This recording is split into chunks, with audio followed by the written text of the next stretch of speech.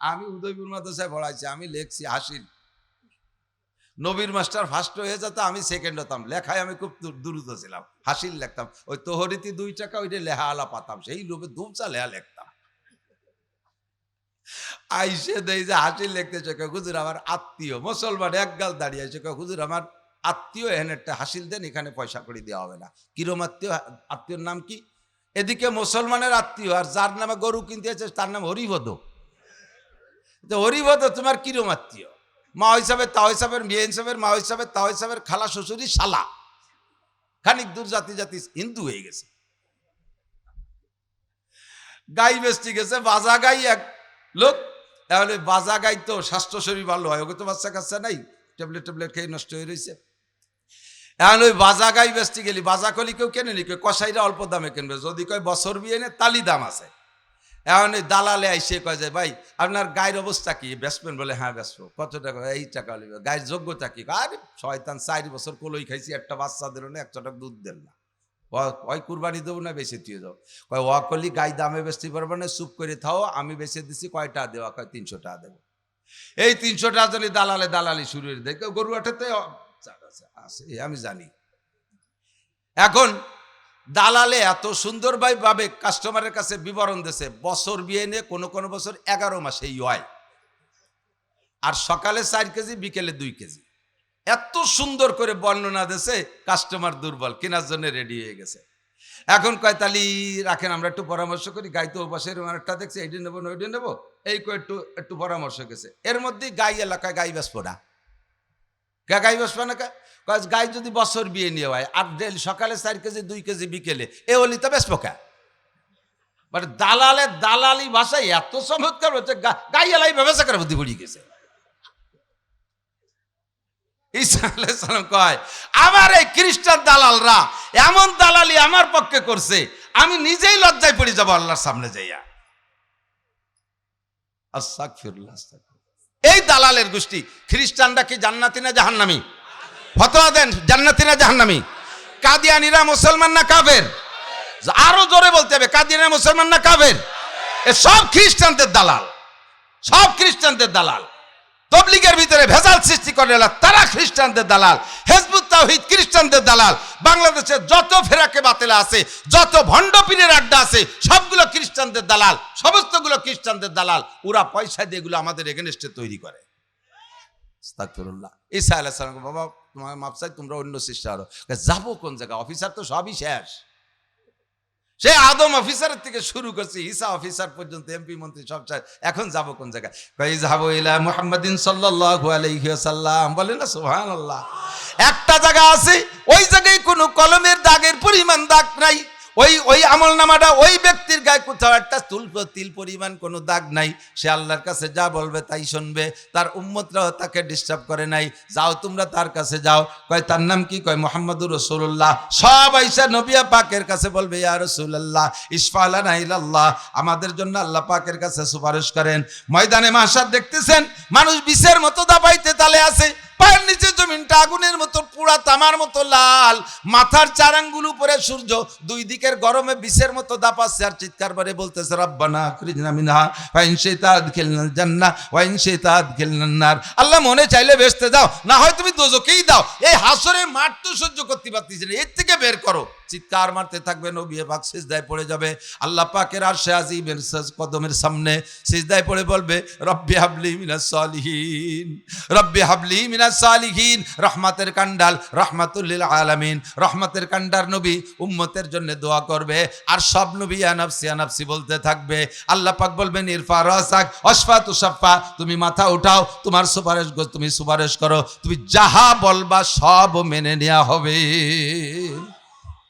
নবী পাক এই সুযোগ পাইয়া এরপরে বলবে, সুপারিশ তো করা শুরু করবে।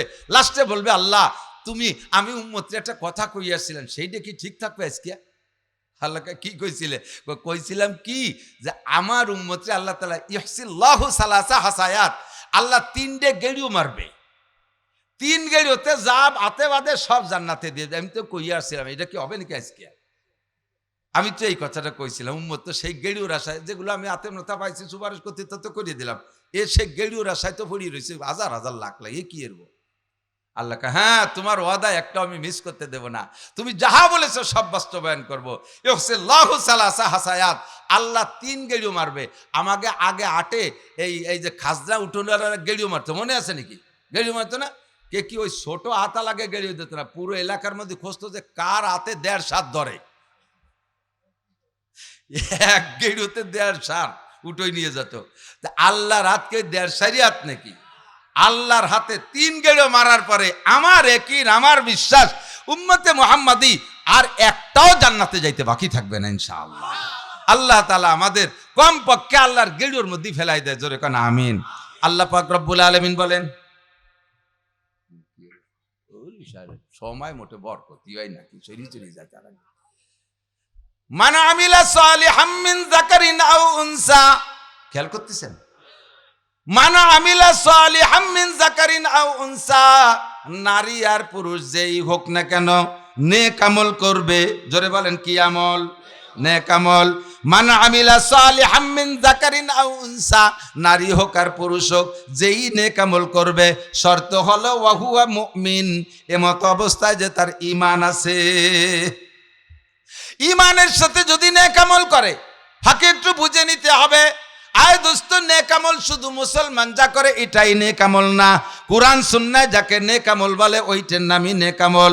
ওই নেক আমল যদি হিন্দুরাও করে তাও নেক আমল, বুদ্ধ যদি করে তাও নেক আমল, খ্রিস্টান যদি করে তাও নেক আমল, কাফের মুশরিকও যদি করে তার নামও নেক আমল। কথা বলেন, সত্য কথা বলা নেক আমল, সত্য কথা নেক আমল। আল্লাহু আকবার। মহিলারা গা মাথা ঘিরে রাখা, পর্দায় রাখা দেহটাকে, এটা নেক আমল। বহু জায়গার হিন্দুরা পর্যন্ত পর্দা করে। আমি চরমুনা এলাকায় গিয়েছি, চরমুনার পেশাব হুজুরদের প্রভাবে আল্লাহর রহমতে ওই এলাকার কোনো মুসলমান মেয়েরা বেপর্দা বোরকা ছাড়া রাস্তায় বের হয় না, এমনকি ওই এলাকার হিন্দু মহিলারাও বোরকা পরে। বোরকা পরা নারীদের ঐতিহ্য, নারীদের এটা একটা আমল ফরজ পর্দার জন্য। এই পর্দা নেক আমলটা মুসলমান মহিলারাও করে, অমুসলমানরা যদি করে তাহলে সেটা নেক আমল। লেনদেন সঠিক রাখা নেক আমল, মুসলমান করলেও নেক আমল, কাফের মুশরিকও করলে নেক আমল। এমন করে বলতে গেলে সময় লেগে যাবে, সংক্ষেপে শুধু গোড়া ধরাই দিছি। ভালো কাজ কোরআন সুন্নাহ আল্লাহ আল্লাহর রাসূলের মত ও পথের সাথে মিল খায় এমন কাজ যদি মুসলমান করে তাও নেক আমল, অমুসলমান করলেও নেক আমল। তবে অমুসলমান করলে এই নেক আমলের বিনিময় তারা আখিরাতে পাবে না, আখিরাতে পাবে না। কারণ এই নেক আমল তাদের বস্তার নিচে তলায় সেলাইটা থাকার কারণে পিছন দিয়ে বেরোয় যায়।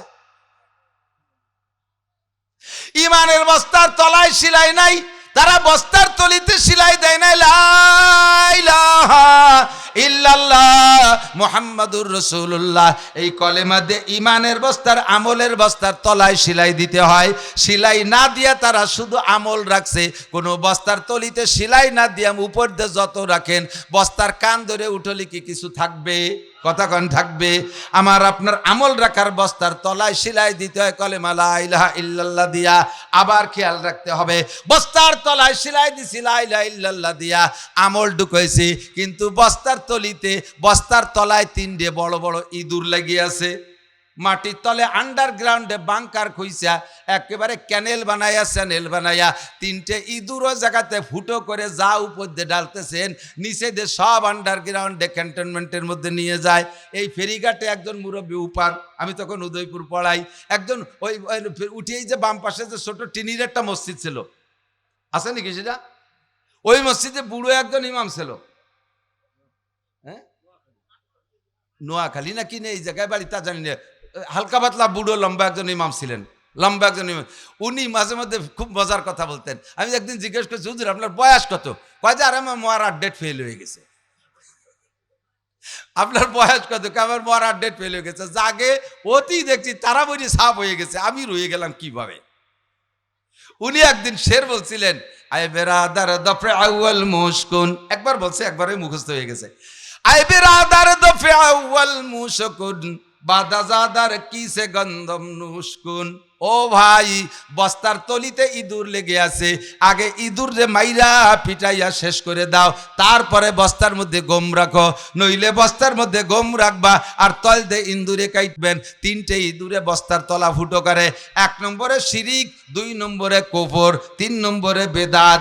1 নম্বরে শিরিকের ইঁদুর, 2 নম্বরে কুফরের ইঁদুর, 3 নম্বরে বেদাতের ইঁদুর। এই তিনটে ইঁদুর যদি বস্তার তলায় লাগানো থাকে, আপনি 100 উমরা করেছেন, 10 বার হজ করেছেন, 100 চিল্লা দিয়েছেন, 1000 খতম কোরআন পড়েছেন, লক্ষ কোটি টাকা মাদ্রাসায় দান করেছেন, সারা জীবন তাহাজ্জুদের নামাজ পড়েছেন, আপনি ইশা কাওয়াবিন চার সব পড়েছেন, বহুবার লক্ষ লক্ষ লাখ কলমা জিকির করেছেন, বস্তার মধ্যে ঢুকাইছেন, পিছন দিয়ে বেরোয় চলে গেছে শিরিকের কারণে, কুফরের কারণে আর বেদাতের কারণে।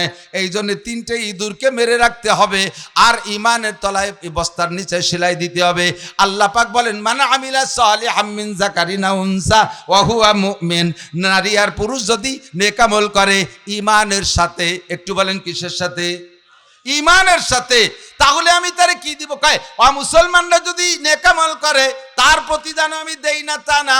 আমি আল্লাহ পাক, আমার উপাধি, আমার একটা গুণ হলো শাকুর। আল্লাহর নাম হলো শাকুর। খেয়াল করেন না, ইন্নাহু কে কয় আল্লাহর নাম হলো শাকুর। শাকুরের মানে হলো আল্লাহ উত্তম প্রতিদান দাতা, শকর গুজার।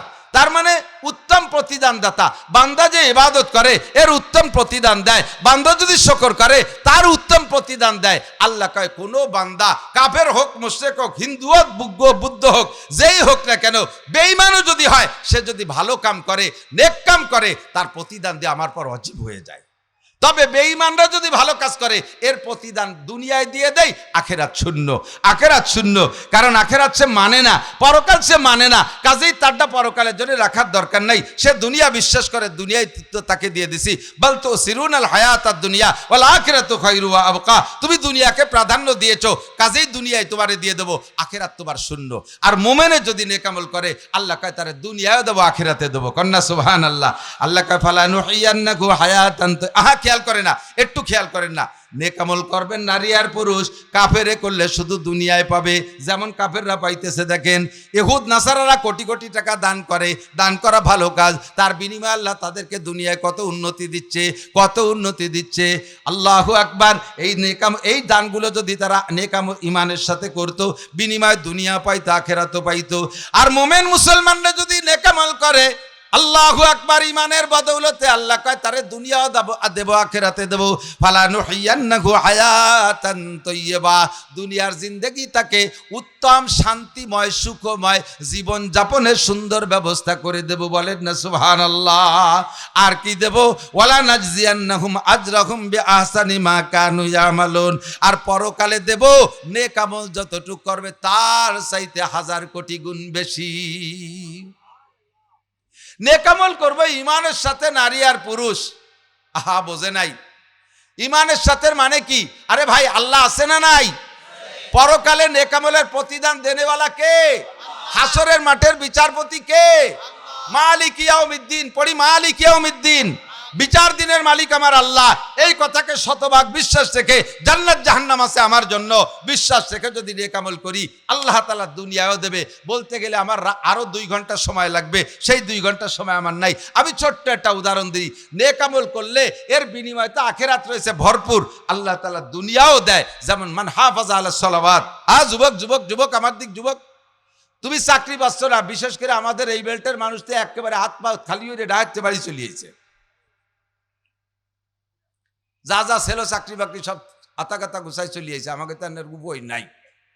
তা এখন আমাদের তো বেঁচে থাকতে হবে, কামাই করতে হবে। চাকরি কোথায় পাবেন? আল্লাহ রসুল বলেন 5 ওয়াক্ত নামাজ ইহতেমামের সাথে, গুরুত্বের সাথে, মহব্বতের সাথে, এই রুজির প্রত্যাশায় নয়, আল্লাহকে সন্তুষ্ট করার জন্য 5 ওয়াক্ত নামাজ পড়ো। 5টা পুরস্কারের 1 নম্বর পুরস্কার ফালা নুহিয়ান্নাহু হায়াতান তাইয়্যিবা। তোমার দুনিয়ার জিন্দেগি সুখময় করে দেব, রিজিকের অভাব থাকবে না, চাকরি লাগবে না, আল্লাহ তাআলাই ব্যবস্থা করে দিতে পারে কি পারে না? করোনার বছর লকডাউন দিয়ে দেশটা ডাউন করে ফেলাইছে না? যারা টাকা পয়সা দেবে, ব্যবসা বাণিজ্য সব বন্ধ। কালেকশন করতে যাবো, সেই ইরিদালও কাটতে দেয় না।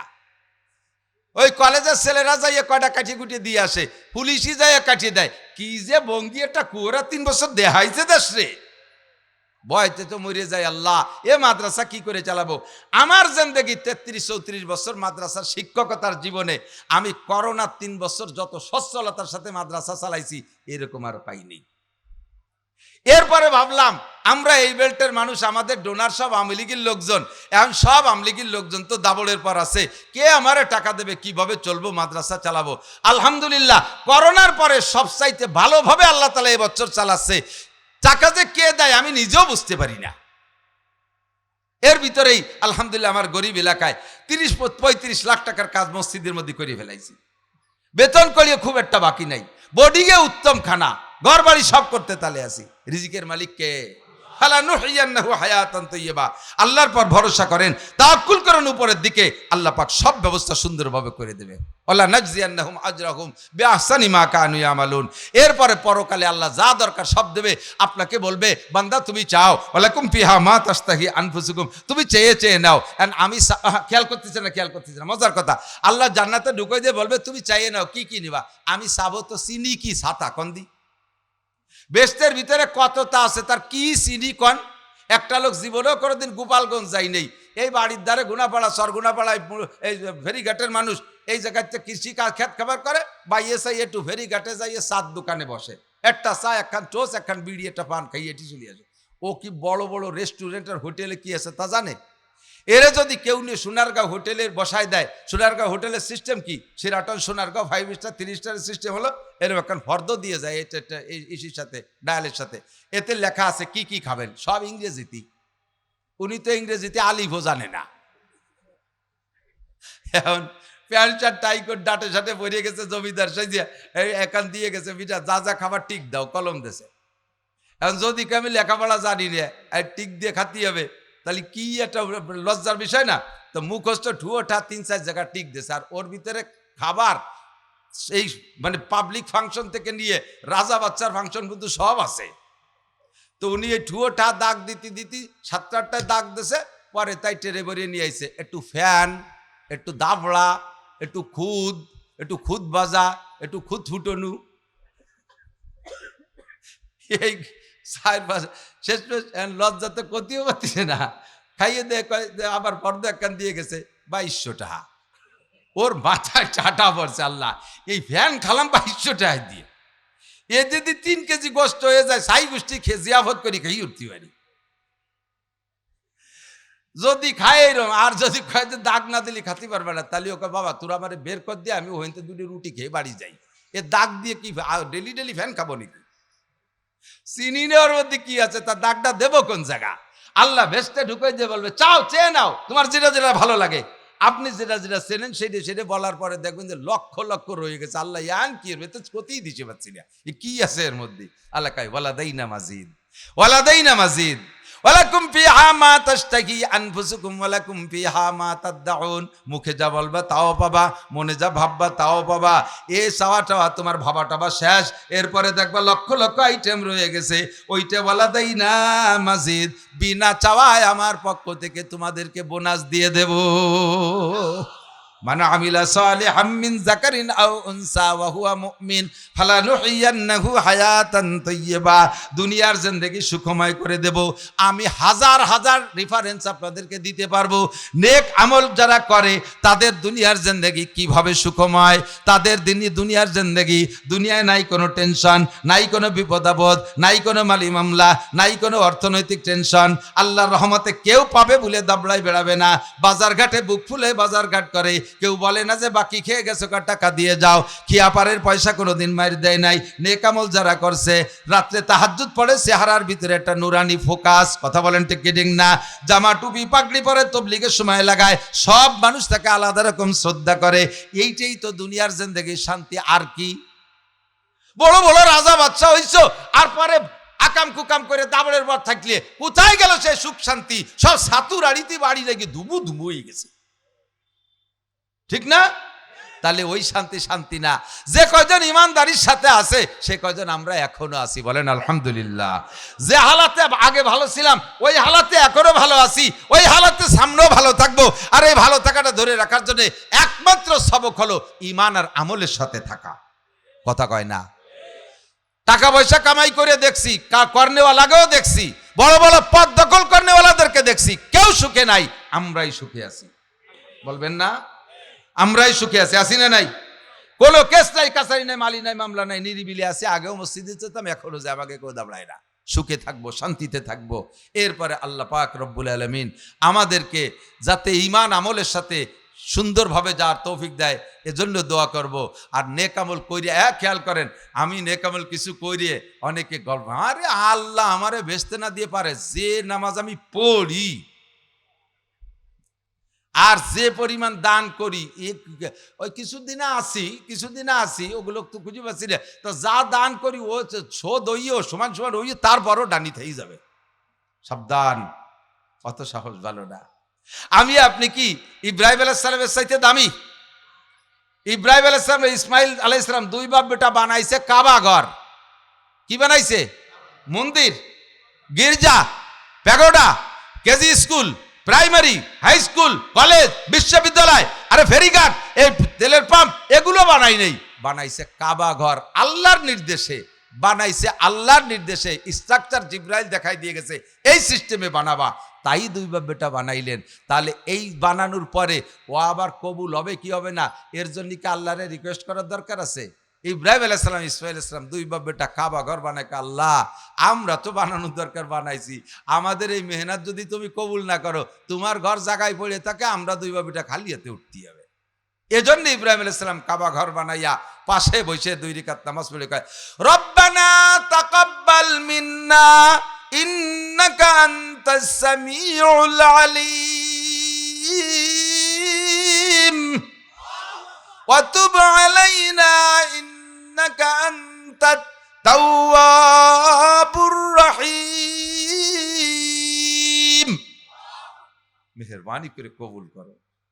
তুমি কবুল না করলে এই দুই বাপ বেটা খাইটি পিঠে কত কষ্ট করে ঘর বানাইছি, একটা নেকি আমাদের আসবে না। কাবা ঘর বানায় যদি রব্বানা তাকাব্বাল মিন্না ইন্নাকা আনতাস সামিউলকে সারেন্ডার করতে হয়, আমাদের দেশের যারা কিছু করে, মসজিদ বানায়, মাদ্রাসা বানায়, ঈদগাহ বানায়, আঞ্চলিকভাবে যারা দায়িত্বশীল সভাপতি, সেক্রেটারি, ক্যাশিয়ার, এরা একটু লামসাম করে ক্রেডিট ঝাড়ে, এটা আমি করেছি, ঈদগাহ আমি করেছি, আগের কমিটি কিচ্ছু করে নাই, এবার আমরা দেখেন কি করেছি, আরও করেছি, আয়ের পরে সামনে সুযোগ দেন, দেখেন কি করে ছাড়ি দেই, রাস্তা কাটিয়ে খাল বানায় দেবো, 12 মাস কাল নৌকো বেয়ে বেড়াবেন, আসমান ভেঙে জমিনে নামাবো, মাঠ লাঠির মধ্যে মুগুর ভরে ছাড়ি দেবো। কেউ যখন প্রশংসা করে না, নিজে নিজে গল্প মারে, ইউহিব্বুনা, কোরআন শরীফে আল্লাহ তাও, আল্লাহ যে কি আল্লাহ তা তোর কই যেতে পারি না। ইউহিব্বুনা ইউহমাদু বিমা লাম ইয়াফালু, কিছু করিও তো প্রশংসা চায়, আর কিছু না করিও প্রশংসা চায়। কথাকান, ভালো কাজ না করিও প্রশংসা চাই, যে এটা তোমরা বলতে থাকো, আমরা আমি খুব এগুলো করেছি, ক্রেডিট ঝাড়ে। আরে কিছু না হলেও আমি যে 5টা মসজিদ করছি, এর আমলেই তো আমি বেসতে চলে যেতে, যদিও নিজে নামাজ না পড়ি। হুজুর কইছে সেদিন, মামবানা মসজিদ আল্লাহ বানাল্লাহু লাহু বাইতান ফিল জান্নাহ, যে আল্লাহর ঘর মসজিদ বানায় দেয়, আল্লাহ তারে জান্নাতের মধ্যে বালাখানা বানায় দেয়। আমি 5টা মসজিদ বানাইছি, 5টা বালাখানা আমার নামেই হয়েছে। ও জায়গা কি হরিফতো যাবে নাকি? আমার বালাখানা আমি যাবো? আরে মিয়া, বালাখানা বানাইছো তোমার ঠিক আছে, কিন্তু বালাখানা তো তালা দিয়া। বালাখানা কি দিয়া? তালা দিয়া। ওই তালা তো না খুলে ঢোয়া যাবে না। সে তালার খোলার নাম, চাবির নাম কি? ওই চাবির নাম কি? আসসালাতু মিফতাহুল জান্নাহ। বালাখানা বানাইছে, সে চাবি বানায় না, ওর পাশে খালি তওয়াব করে বেড়াবা, ভিতরে ঢুকতে পারবা না। কথা কন না কে? বালাখানার জন্য দোয়া, ইবাদত বন্দেগীর জন্য দোয়া, সময় নাই বলতে পারলাম না। এবার তাকাব্বাল মিন্না, কবুল করো। তো কবুল হলো কি হলো না, এর একটা বুঝ পাওয়া দরকার না? সংক্ষেপে বলে দেই, তওবা কবুল হবে, তওবার জন্য কবুল দরকার। তওবা কবুল হয়েছে এর প্রমাণ, যে গুনাহ থেকে তওবা করছেন, মরা পর্যন্ত যদি সেই গুনাহ না করেন, তাহলে বুঝবেন যে তওবা কবুল হয়েছে। বোঝেন এই কথা? ডেলি ডেলি আস্তাগফিরুল্লাহ, আস্তাগফিরুল্লাহ, আস্তাগফিরুল্লাহ, আস্তাগফিরুল্লাহ। আরে কি কেউ কাছে না তসবিহ পড়ে, তসবিহ পড়ে, হ্যাঁ, আমার হাস আসে। চার দোকানে বসে গল্প হতিছে, হাসিনে, খালেদা, এরশাদ, জিয়া, মজিবার, আবার গুটি চলতি তালে আছে। দেখছেন না এরকম? আর তোমার সুবহানাল্লাহ পড়তে এই মালা লাগে নাকি? হ্যাঁ, এটা হাতে থাকলি পড়ার একটা আগ্রহ পয়দা, ঠিক আছে, কিন্তু না পড়ে গুটি চালাবা কে? কতক্ষণ তো বলে, শায়ের বলে, তওবা পারলাম সব হেবার কাব দিল পুরা জোকে গুনা মাসিয়াতরা খান্দামি আয়াত ইস্তিগফারে মাসিয়াতরা খান্দামি আয়াত ইস্তিগফারে মুখে আস্তাগফিরুল্লাহ, রাতে তাসবিহ, আর ভিতরে ভিতরে ব্যারাকের টাকা কোন অফিসে গেলে তাড়াতাড়ি পাওয়া যায়, কোন জায়গা গেলে ঘুষ পাওয়া যায়, কোন জায়গা গেলে সুদ পাওয়া যায়, কিভাবে কি করা যায়, যত আকাবের প্ল্যান ভিতরে ভিতরে, আর মুখে আস্তাগফিরুল্লাহ, হাতে তাসবিহ। এই তাসবিহটি আর আস্তাগফিরুল্লাহর মুখ ভরে আসে কত বড় বাটপার, ই কি সিটার। এরও আছে না নাই? সকালবেলা ফজরের নামাজ পড়ে তিনের খেতার যে পাগড়ি একটা বাইন্দে মেহগুনি গাছ লাগাতে গেছে, বাড়ির আর কোনা যাইতে লাগাইয়া পাশের বাড়ির দিক মাথা কাজ করে দিতেছে। মানে গাছ বড় হলে ওকে উঠোনের পর বড় করা, যাতে খেতা কাউল শুয়তি না পারে। এরকম দিনদার ক্রিমিনাল আছে না কিছু? কুজড়ুও আস্তাগফিরুল্লাহ বহুত, এ বহুত। তুমি মিয়া গাছ লাগাবো, তোমার সীমা নাই।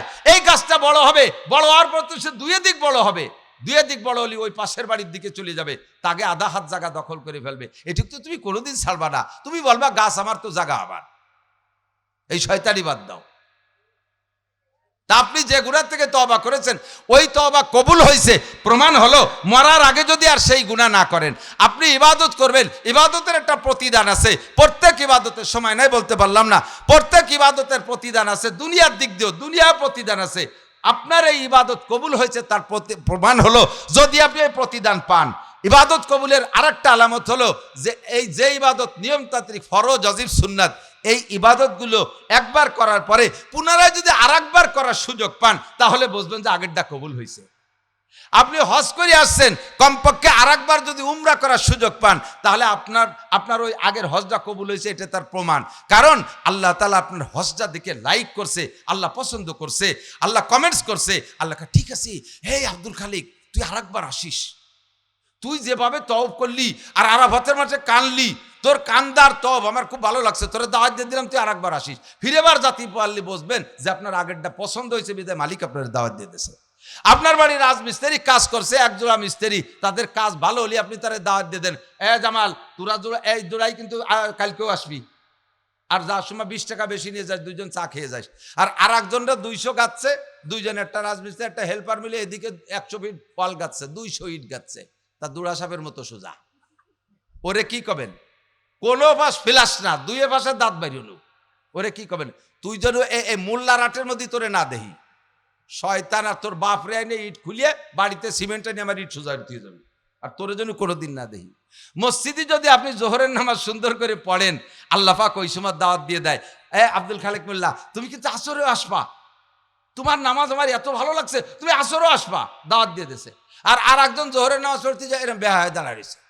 আল্লাহর কয় যে সূরা, তোরে মসজিদের সময় আসরের সময় মসজিদে তোর ঠ্যাং ভেঙে গেলে দন বাড়ি দাতাল মসজিদে এসে বেহায় দাঁড়াতাইস, ওই যা কম ইলা সালাতে কমু কুসালা, আল্লাহ থাক কইছে কমু কুসালা, ওলার সাথে সাথে বেহা কুড়ায় দাঁড়াইছে। নামাজ পড়ছে কোন সুরে দিয়ে, আগের রেখাতে কোন সুরে পড়ছে, পরের রেখাতে তা মনে নাই।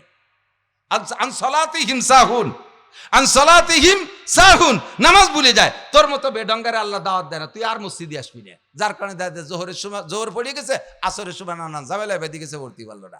কেন ফেললে না? তোমার জোহরের নামাজ পছন্দ হয় নাই, আল্লাহ জানি তোমার দাওয়াত দেয় নেই। কথা কি বুঝছেন? প্রত্যেক ইবাদত কবুল হওয়ার আলামত হলো ওই ইবাদত ততোধিকবার করার সুযোগ পাওয়া। আর তওবা কবুল হওয়ার আলামত হলো যে গুনাহ থেকে তওবা করছেন আর সেই গুনাহ জীবনে না করা। আল্লাহ তাআলা আমাদের ইবাদত বন্দেগী সঠিকভাবে করার তৌফিক দান করুন, আমাদের ইবাদত কবুল করুন। বলেন রব্বানা তাকাব্বাল মিন্না ইন্নাকা আনতাস সামিউল আলিম ওয়া তুব আলাইনা ইন্নাকা আনতাত তাওয়াবুর রহিম। তওবাটাও কবুল করো, ইবাদতও কবুল করো, খালেস তওবা করে দুনিয়া থেকে যাওয়ার তৌফিক দান করো। আমাদের এই মাদ্রাসা ভেরি গুড মাদ্রাসা, আপনারা এই মাদ্রাসার পক্ষে তো সবাই নাকি বলে? সত্যি পক্ষে? কারা কারা পক্ষে? ভয় নাই, টাকা চাচ্ছি না, একটু দেখতে চাচ্ছি, হাতগুলো ভিডিও হয়ে যাক, আর সে আজিমের দরবারে ভিডিও হোক। মাদ্রাসার পক্ষে হজে যাবেন, হজে যাবেন, উমরায় যাবেন, যাবেন, আল্লাহ কবুল করুক, বলেন আমিন। একবার হজ উমরা করে আসলে বাকি জিন্দেগিতে নামাজে দাঁড়াইলে আল্লাহু আকবার বলার সাথে সাথে চোখের সামনে কালো গড্ডা এসে বেঁচে ওঠে, কাবা ঘর চোখের সামনে বসে। যাবেন যাবেন যাবেন, আল্লাহ কবুল করুক। উমরায় যাইতে লাগে 2 লাখ বর্তমানে, আর হজে যাইতে লাগে 6-7 লাখ কমপক্ষে।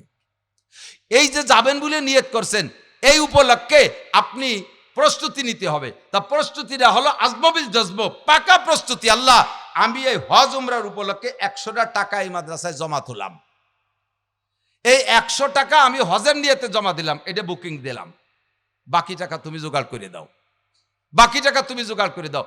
100 টাকা জমা দেবেন, এই টাকা আবার হুজুরা ফেরত দেবে না, ওনরা ওইটা মাদ্রাসায় কাজে লাগাইয়া আপনার বাকি টাকা জোগাড় করার জন্য দোয়া করবে, আল্লাহ এই লোকটা হজের জন্য 100 টাকা দেশে, বাকি 2 লাখ লাগবে, তুমি দিয়ে দাও। তো এই উপলক্ষে পকেটে যদি থাকে 100টা টাকা কি হজ উমরা উপলক্ষে জমা দেওয়া যাবে? যাবে? কার কার যাবে দেখি 100 টাকা করে।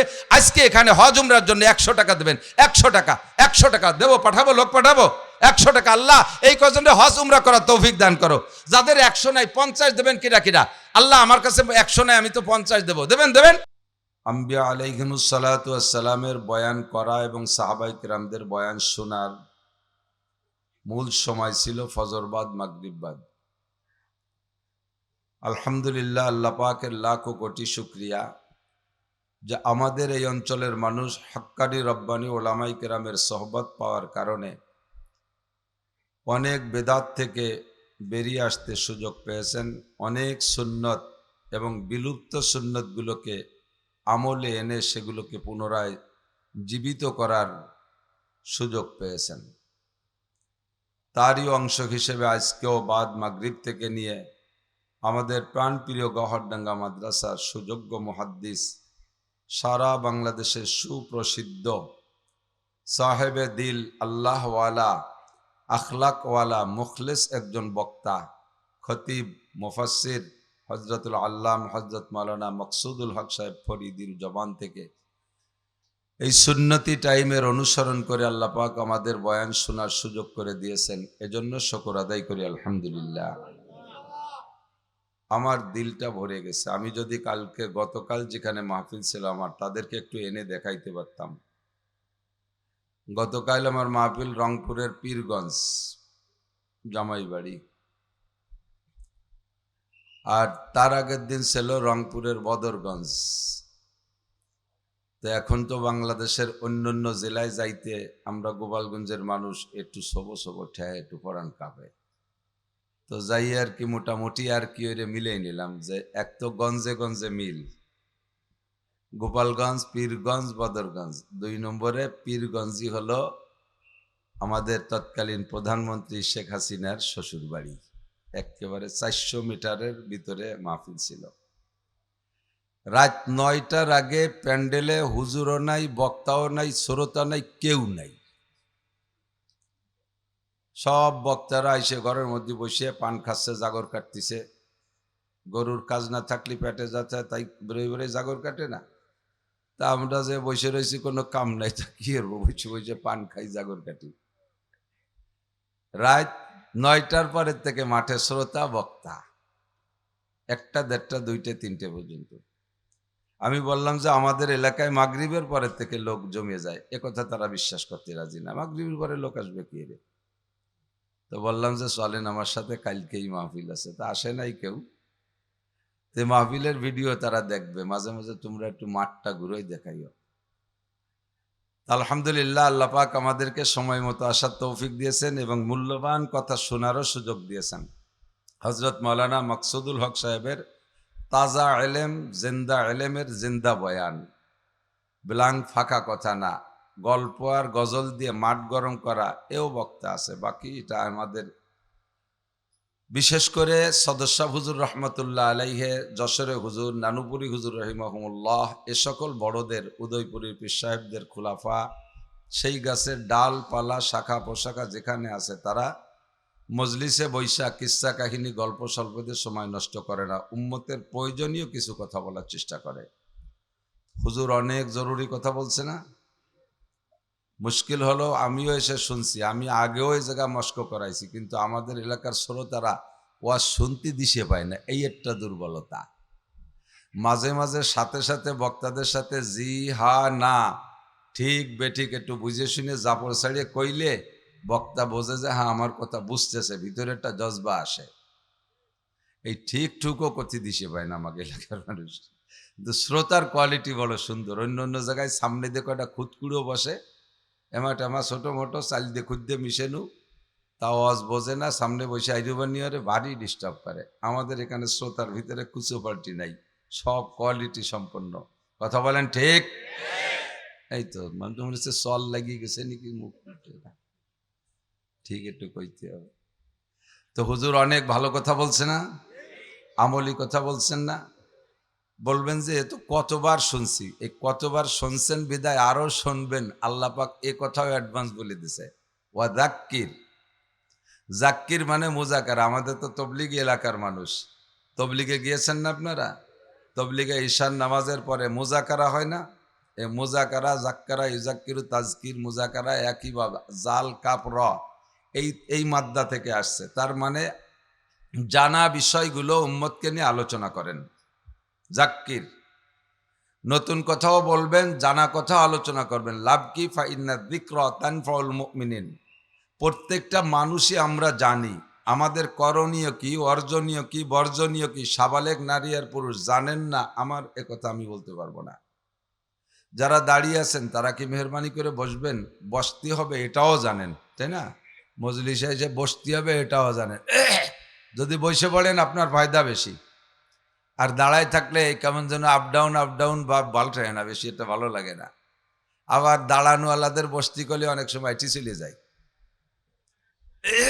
কেন্নর মতো। কেন্ন আছেন আমাকে দেশে, লম্বা লম্বা কেন্ন।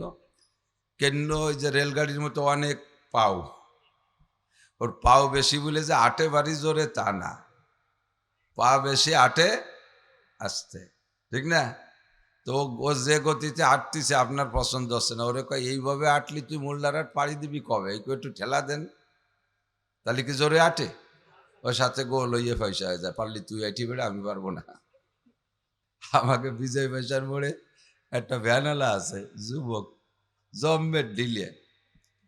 তো ওর ভ্যানে উঠছে দুইজন মহিলা, আসবেই পুকুরের দেখতে। বিজয় পয়সাতে ভিতরে ঢুকে সুলতান সে বিজয় পয়সার মাঝখানেটা ফাঁকা, ওখানে আসলি তুমুল ম্যাগ। তাই মেয়ে দুটো বলতেছে, বাড়ি তুই যেভাবে চালাচ্ছিস আমাকে তো জ্বরে বা তাছুগুলো নিয়ে যাবে না, যে একটু জোরে চালা। ও কান দেয় না, 3-4 করলেও ভ্যানের তে নামে কয় তোরা চালা। আমি যা পারছি চালাইছি, আর পারবো না। দাঁড়ানোওয়ালাকে যদি কই বসেন তাহলে নাইটি চলে গেল, তুমি ওয়াজ করো, আমরা পারবো না শুনতে। এটা মজলিসের আদব। এও বলছি তো, কতই বলছি। নবী আলাইহিস সালাম বয়ান করতেছেন, সাহাবাই কেরাম বয়ান শুনতেছেন। হুজুর আর সাহাবাই কেরামদের বয়ান করার শোনার ভিতরে একটা চুম্বক ছিল। কারণ নবী আলাইহিস সালাতু ওয়াস সালামের যে আকর্ষণ, এ তো আর কেউ পাবে না। ওয়ারাসাতুল আম্বিয়া, উলামাই কিরাম নবীদের ওয়ারেস, তাদের ভিতরে কের ভিতরে আল্লাহ তাআলা তার অংশ দিয়ে থাকেন। আমরা তো তার লাখ কোটি ভাগের এক ভাগও পাইনি। হুজুর যখন বয়ান করতেন তখন সাহাবাই কিরাম যে যেখানে বসা থাকতেন, একটা পাওয়ারফুল চুম্বক এই টেবিলের উপরে রাখলে, টেবিলের সব জায়গাতে ছোট ছোট টুকরো লোহা যদি ছড়ায় রাখা হয়, তাহলে 1000 পাওয়ারের একটা চুম্বক মাঝে রাখলে ওই লোহাগুলো জায়গায় থাকতে পারে না, সব আস্তে আস্তে চুম্বকের দিকে আগাতে থাকে। কাছের গুলো চুম্বকের সাথে মিশে যায়, তারপরে গুলো তার সাথে মিশে, এভাবে সব ঘন হয়ে যায়। এরকম না নিয়ম? তো সাহাবাই কেরাম বলেন, হুজুর যখন বয়ান করতেন তখন আমরাও ওই রকম ছিলাম। হুজুর যেন একটা 1000 লক্ষ পাওয়ারের একটা চুম্বক। আমরা যে যেখানে বসা থাকি ওই পাশা ঘষতে ঘষতে আগাইতে আগাইতে এমন মিশে যেতাম যে আমাদের দুইজনের মাঝখানে একটা আঙ্গুল ঢুকানোর ফাঁকা থাকতো না। বলি একটু সুবহানাল্লাহ। সাহাবাই কেরামদের আমলের পর একটু তাজ্জুব হইয়া, খুশি হইয়াও যদি সুবহানাল্লাহ বলি, সুবহানাল্লাহর তো বেনিফিট আছে না নাই? তাহলে সাহাবাই কেরামের আমল এরকম ছিল। এরপরে ঘন হয়ে বসা হয়ে গেছে, পাশ দিয়ে বেশ দাঁড়ানো। তো বেশ কিছু দাঁড়ানো দেখা হুজুরের কেমন যেন একটু বিরক্ত লাগতেছে, যে কেউ বসা কেউ দাঁড়ানো। হুজুর দাঁড়ানোওয়ালাদেরকে বললেন, ইজলিসু আলা মাকানিকুম, যে যেখানে এসো বসো, যে যেখানে এসো বসো। হুজুর বললেন, ইজলিসু আলা মাকানিকুম, যে যেখানে আছেন বসেন। তো সাহাবাই কেরামদের তো স্বভাব ছিল সামিনা ওয়া আতানা, শুনবো আর মানবো, শুনবো আর মানবো। এখানে আমার মানার ভিতরে কোনো অসুবিধা আছে কিনা, বাধা বিপত্তি আছে কিনা, না মানার জন্য কোনো যুক্তি পেশ করা যায় কিনা, সেটা আমাদের স্বভাব। হুজুর বললেন এইটা করেন ওইটা করেন, তো করতে পারবো না বিদায় না করার জন্য অনেক যুক্তি খাড়া করি। সাহাবাই কেরামদের কোনো যুক্তি ভুক্তি নাই। হুজুর বলছেন মানতে, শুনছি, মানতে বলছেন, সাথে সাথে মেনে ফেলাইছে। বলার সাথে সাথে সব সাহাবা বসে পড়ছে, একজনও দাঁড়ানো নাই। নিচেই কি ময়লা না বসার যোগ্য কি যোগ্য না, হুজুর বসতে বলছেন, যে যেখানে সে সেই জায়গায় বসে পড়ছে। তো এই হুকুমের পরে হুজুর সবাইরে বসাই দিয়ে বয়ান করলেন। বয়ানের শেষে হুজুর মসজিদ থেকে বেরোইছেন, বয়ান মসজিদে নববীতে বেরোই, দেখে মসজিদের বাইরে এক বুড়ো রুমাল মুড়ি দিয়ে বসেই রয়েছে। তো হুজুর এসে বলছে, আসসালামু আলাইকুম মানান্তাইয়া শায়েক, মুরব্বী আপনি কে? তো মুরব্বী রুমাল ছড়াইয়া মাথা খালি করে উঠে দাঁড়াইয়া সালামের উত্তর দিলেন, ওয়ালাইকুম সালাম ইয়া রাসূলুল্লাহ, আনা আম্মুকা আব্বাস। বাতিজা, আমি আপনার চাচা আব্বাস বসে আছি। হুজুরের চাচা, আপন চাচা আব্বাস রাদিয়াল্লাহু তাআলা আনহু। একটু বলি রাদিয়াল্লাহু তাআলা আনহু। তো হুজুর বলতেছেন, আপনি কি শোনেন না আমি মসজিদে বয়ান করতেছি, আপনি বাইরে বসে আছেন? তো হযরত আব্বাস বলেন, ভাতিজা তোমার বয়ান আমি বাসার থেকে খবর পেয়েছি যে তুমি বয়ান করতেছ, এই বয়ান শোনার জন্যই ঘর থেকে আসছি। তো আসছি তো ঘরের থেকে সব দিন আমরা প্রতিজ্ঞা করে আসি যে মুহাম্মদুর রাসূলুল্লাহর জবান থেকে যা শুনবো তা মানবো, আমল করব। এই পর্যন্ত আসলে, হেঁটে আসতেছি, এ পর্যন্ত আসলে তোমার একটা বয়ান আমার কানে চলে আসছে। তো সেই বয়ানটারও তো আমি আমল করব, ওই বয়ানের আমল করতে যাইয়া আমি এখানে বসে পড়ছি। তো হুজুর যে কোন ফাঁকে বলছেন যে বসো, এটা তো হুজুরের মনে নাই। হুজুর তো বয়ানের ফাঁকে প্রয়োজনে বসে। হুজুর বলেন, আমি সেই বয়ানটা কি করলাম যে তাতে আপনারে বসাই দিল? তো হযরত আব্বাস বলতেছেন, এ পর্যন্ত আসলে তোমার একটা আওয়াজ আমার কানে ভেসে আসলো, ইজলিসু আলা মাকানিকুম, যে যেখানে আছো সে সেখানে বসে পড়ো। তো ভাতিজা তখন আমি এখানে ছিলাম। তা আমি বললাম, আব্বাস তুমি তো রসুলের বয়ান শুনবা আমল করার জন্য, তো যে বয়ানটা আপাতত কানে সেইটার পর আমল করে ফেলো। তাই আমি আর এক কদমও সামনে বাড়তে সাহস পাইনি, আমি এই জায়গায় বসে পড়ছি। হুজুর আশ্চর্য হয়ে জড়িয়ে ধরে বললেন, আপনি কি সব বয়ান শুনছেন চাচা যান? আমি তো কত দূর মেম্বারে বয়ান করছি। মসজিদে নববী তখন 80 স্কোয়ার হাত, এদিকে 80 হাত এদিকে 80 হাত, এখন তো অনেক বড়। তো 80 হাত দূরের থেকে কথা বললে মুখের কথা, মাইক নাই, লাউড স্পিকার নাই, শব্দযন্ত্র নাই, সাউন্ড বক্স নাই, শুনবে কি শুনবে না একটা সন্দেহ থাকতে, আপনি কি সব শুনেছেন এই বাইরে বসে? হুজুর বললেন, আব্বাস বললেন যে আপনার ভাতিজা, তোমার বয়ানের ভিতরে মুজিজা আছে, তোমার বয়ানের মধ্যে মুজিজা আছে। তুমি যেভাবেই কথা বলো, লক্ষ মানুষও যদি তোমার সামনে থাকে, পায়ের কাছের মানুষটা যে আওয়াজে শোনে, শেষের মানুষটাই একই আওয়াজে শুনতে পায়। আমি তোমার সব বয়ান শুনছি। হুজুর বললেন, আপনি যদি বয়ান না শুনে থাকেন তাহলে আমি পুনরাবৃত্তি করব, আবার রিপ্লাই করব, পুনরায় সব কথাগুলো আপনাকে একারেই শুনাবো। হুজুর বললেন, আমি সব শুনছি, আমি আসার পরে যেগুলো বলেছে সব শুনছি আমি।